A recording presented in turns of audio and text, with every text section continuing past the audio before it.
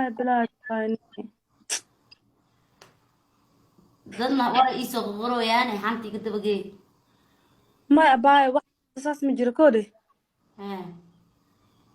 وحاواي وحرت شاك قبدا بريهان لو دوذي oo dhahay wax yani isqaabiyeen iyo waxaas laga hadlay maano hadda ka hadlayo aan xitaa dhahay waxaas ceeb waa marka gabdhahaas kamid life soo gashay gabdhihii cayse hay kornaagad koobis ma dheer horaa loo dhameheno ha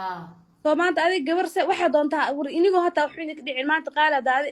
anaa iga soo hadasho ama idheesna baal adoo saanahe dad hacaan wuu waxaa lagu leeyahay meel baa tuhuna meel ka jirtaa lisleeyahy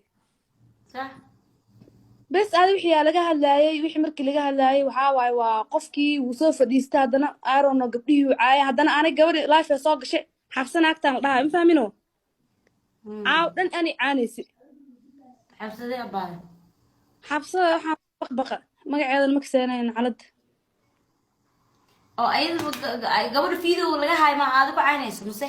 gabadha video laga ani gabadha video laga hayaa wax video laga hayaa ma walaanbo inta badan dee gabdhaha hadda la ceebeynayo gabdha la yaqaan ma u badnaba iska bitaaba dadka ma u badna waxaas ani fiir waa soo arkay waqti fiir gabadha la nabanayaa tukalaa la nabanayaa you know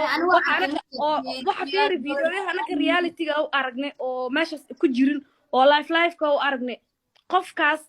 wuxuu caanayo wax yacni qof lagu tuhmaayo oo xataa u ahaynbo hadda videoga la wado shuushu waa la dhahay waa aragnay adiga waa aragti ma aragta horta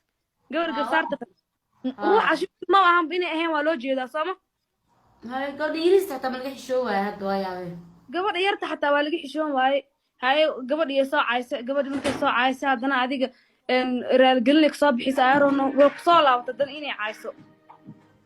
okay hadaba aniga meeshii soo gelisay haa adoo